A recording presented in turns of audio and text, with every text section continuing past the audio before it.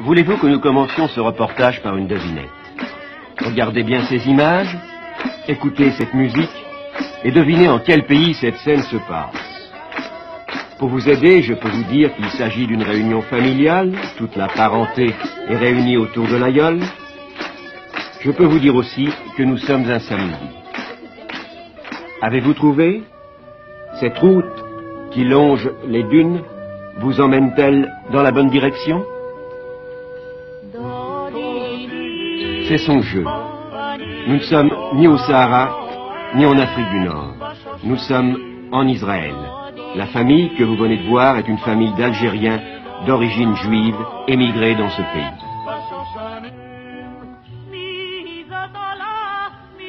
Cette ville surgit tel un mirage des sables, c'est Ashdod, tout au sud du pays, non loin de la frontière égyptienne. Là où il n'y avait que sable, mer et vent, pousse une ville moderne de 30 000 habitants. Poussent des arbres.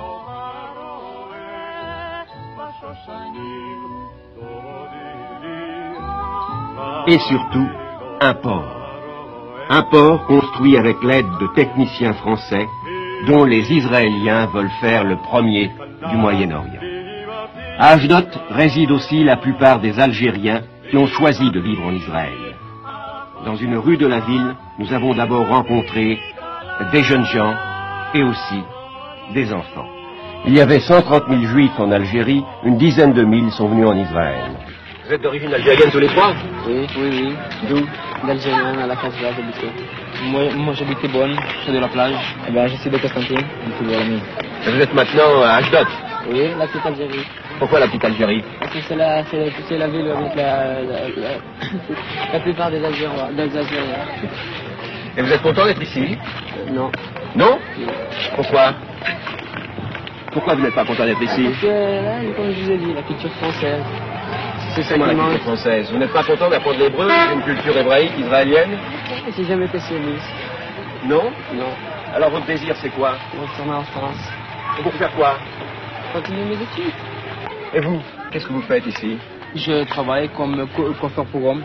Et vous êtes content ici? Oui, pas mal. Si je pourrais aller en France en touriste, je pourrais aller. Mais vous préférez rester dans ce pays ou venir en France? Je préfère rester dans ce pays et aller en touriste en France. Qu'est-ce qui vous attire à la France? C'est les amusements des jeunes. Et puis on a un chanteur pied noir là, à Paris, qui s'appelle Henri Massès, je l'estime très bien. C'est pour ça que vous voulez venir en France en tourisme? Pour le voir aussi à lui. Oui. Et vous? Ben, ça fait exactement depuis 61 que je suis en Israël. Je suis venu directement à Ashdod. Je suis étudiant ici en Israël. Vous êtes heureux ici en Israël? Je suis très heureux, c'est exactement le contraire de mes autres copains. C'est vrai? Je suis vraiment très heureux. Vous n'avez pas du tout la chance Ça a été un peu difficile de m'adapter, mais depuis que je me suis adapté ici en Israël, ça va très bien. Ceux qui parlent français lèvent la main là. Vous parlez tous le français? Oui. Et ici tu apprends l'hébreu, tu parles aussi bien l'hébreu que le français? Non, les deux. Les deux. Et toi? Tu parles aussi bien l'hébreu que le français? Les deux la même chose. Hein? Les deux la même chose. Tu es content d'être ici? Avec tes camarades, qu'est-ce que tu parles? Français ou... Non, l'hébreu. L'hébreu? Uniquement l'hébreu? Et dans ta famille, qu'est-ce qu'on parle? Le français. Le français? Et chez toi? L'arabe et le français. Et chez toi? Le français. Et chez toi? Moi, le français. Comment c'est pour toi la France? Bien. Plus long qu'Israël. Plus gros qu'Israël? Oui. Ce sont des amis qui sont en France? Oui. Et pour toi, comment c'est la France? C'est plus mieux qu'Israël. Pourquoi mieux? Parce que c'est plus grand et c'est plus beau. Tu crois? Non, Israël, c'est plus beau. Qu'est-ce que tu dis? Israël est plus beau. C'est vrai, mais tu connais la France? Oui. Tu aimes la France aussi? Mais tu penses qu'Israël c'est plus beau? Le samedi, Shabbat, est jour de repos en Israël. Et comme il fait chaud, on descend à la plage. Venez par là. Allez, bougez de là-bas, vous autres, bougez-vous. Vous êtes en train de gêner la circulation. Vous gênez la circulation, bougez de là, je vous prie, hein. Passez là devant. Allez-y, allez-y, monsieur. Allez-y. Monsieur l'agent, je vois que vous parlez français. Ah oui, alors là, ils vont dire en Israël, ils parlent français, c'est bien. Vous êtes algérien d'origine? Oui. D'où exactement? D'Oran. Qu'est-ce que vous faisiez à Oran? Vous étiez déjà dans la police? Non, j'étais dans l'armée, bien sûr. Et après ça, j'étais ailleurs. Alors vous êtes content ici? Très bien. Oui? Très content. Vous ne regrettez pas l'Algérie? Ah non, non. À l'Algérie un petit peu, bien sûr, mais à l'Algérie, on l'a perdu. Il n'y a plus rien à regretter. Alors pour vous, maintenant, votre pays, c'est Israël. Absolument. Absolument. Je vais vous laisser continuer de faire votre circulation, parce que c'est pas facile, je crois. Hein? Merci, monsieur. Non, les enfants, sortez d'ici. Bougez de là, bougez. Bougez de là, s'il vous plaît. Ce n'est pas la Madrague ou Sidi Ferruche, mais ce sont les mêmes embouteillages, les mêmes cris, la même ambiance familiale.